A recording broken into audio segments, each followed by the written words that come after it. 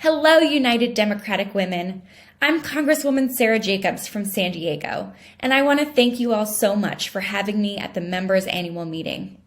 I'm so sorry I can't be with you all in person tonight, but I'm grateful to have the chance to speak to such an impressive group of women.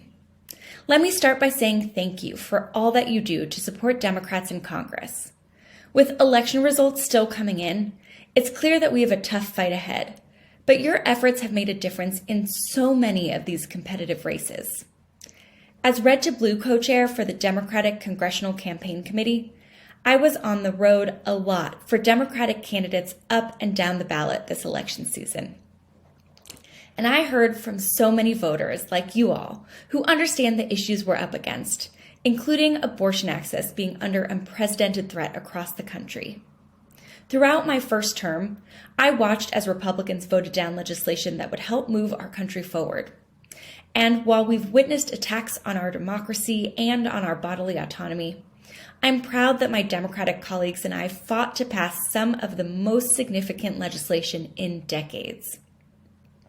Democrats continue to lead in protecting public safety, lowering costs for our hardworking families, and tackling the climate change crisis with the urgency it requires. In my first term alone, Democrats strengthened protections for our children and communities from the scourge of gun violence by passing the Safer Communities Act, closing the boyfriend loophole, and making it harder for guns to get into the hands of criminals. The first time a bill has been passed to address gun violence since the 90s. And I know there's been some debate about if Democrats talk about abortion too much. But let's be clear.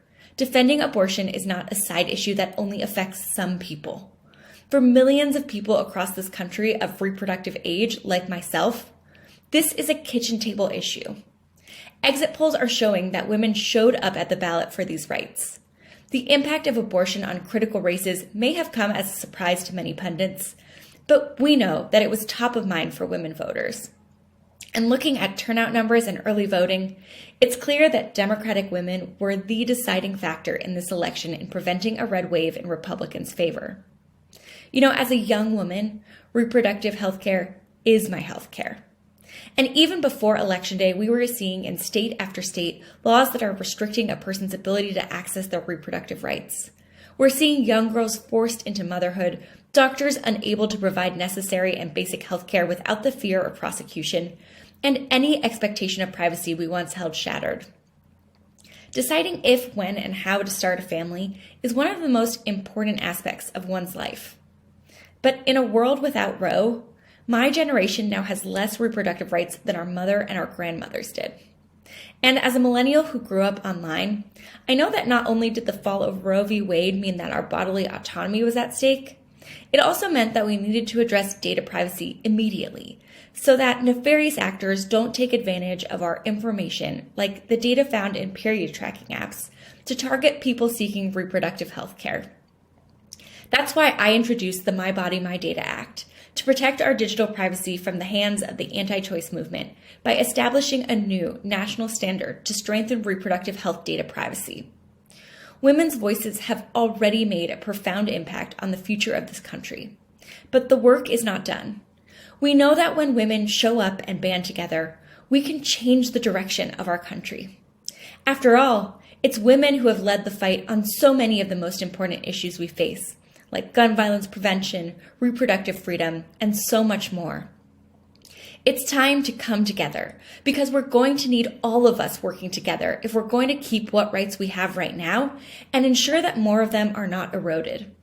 And your work ensures that down-ballot Democrats across the country have the resources they need to win and to move our country forward.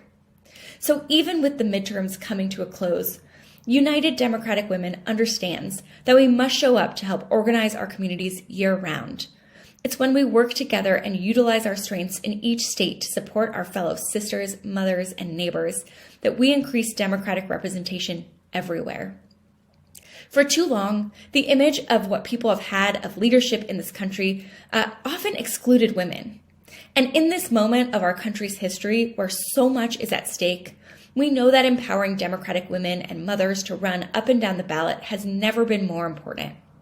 So thank you again for standing for justice and equality, and for being a part of the incredible work that puts Democratic women in the driver's seat.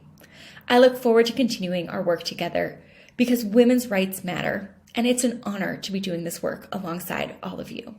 Thank you so much.